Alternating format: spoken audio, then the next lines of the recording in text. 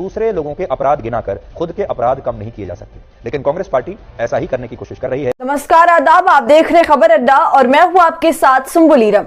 राहुल गांधी से कौन डरा हुआ है और किसका 56 इंच का सीना सिकुड़ रहा है, इस पर बात करना समय की बर्बादी होगी, क्योंकि आपको भी पता है कि राहुल गांधी लगातार किसके खिलाफ बोल रहे थे और अब भी बोल रहे हैं, किसे कटघरे में खड़ा कर रहे थे और किसे कटघरे में खड़ा कर रहे हैं, और किसकी सरकार ने उनके भाषणों को संसद से हटवाया है। ये तमाम बातें सभी के सामने हैं और सबको खबर है कि कौन राहुल के हर एक शब्द से खबरदार रह रहा है।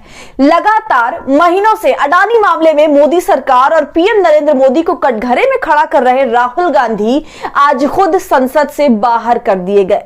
2019 में कर्नाटक में सभी चोर मोदी सरनेम वाले क्यों हैं वाले अपने बयान को लेकर पिछले 4 साल से अदालती कार्यवाही का सामना कर रहे राहुल गांधी को एकाएक नए जज द्वारा एक सुनवाई में ही दोषी ठहरा दिया जाता है और उन्हें 2 साल की सजा दे दी जाती है और सुबह होते ही उनकी लोकसभा की सदस्यता स्पीकर रद्द कर देते हैं।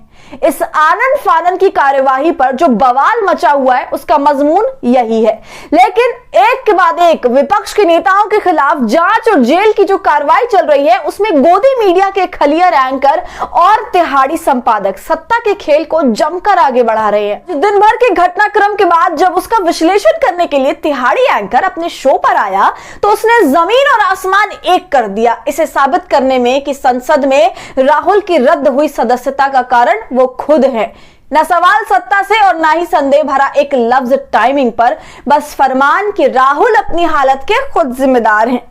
आज 9 बजे अपने ब्लैक एंड व्हाइट कार्यक्रम में सुधीर चौधरी ने एड़ी चोटी का जोर लगा दिया ये दलील देने में कि राहुल किसी सैद्धांतिक लड़ाई का हिस्सा नहीं है और इस मामले में उनका माफी मांगने से इनकार करना असल में कोई समझदारी नहीं, क्योंकि उन्होंने पहले भी राफेल मामले में सुप्रीम कोर्ट से माफी मांगी थी और ऐसे ही उलटबाजी भरे तर्कों से राहुल गांधी की सजा पर सुधीर चौधरी ने इस बात पर जोर दिया कि राहुल के कानूनी सलाहकार ही उनके सबसे बड़े दुश्मन हैं। लेकिन जैसे सावन के अंधे को सब कुछ हरा ही दिखता है, ठीक वैसे ही पत्रकारिता में ईमान धवाएं इन घटकर्मियों को सारी बात उल्टी और आधी ही पता होती है।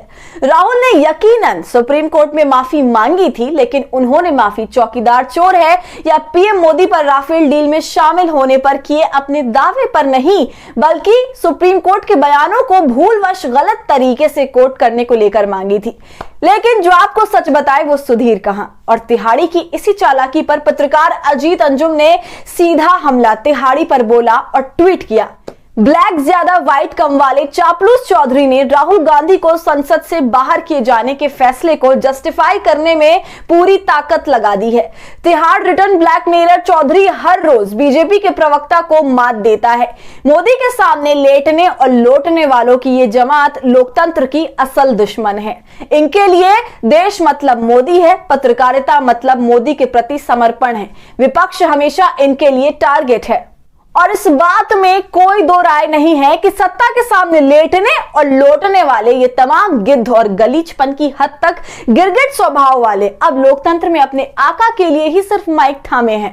सवाल पूछने का काम मिले तो आधा समय मुस्कुराकर और दांत चिहाड़ते रहते हैं और पत्रकारिता करने के नाम पर चरणों में लौटते रहते हैं। और तिहाड़ी का आज का शो भी बस वही चरण वंदन वाली पत्रकारिता को समर्पित था।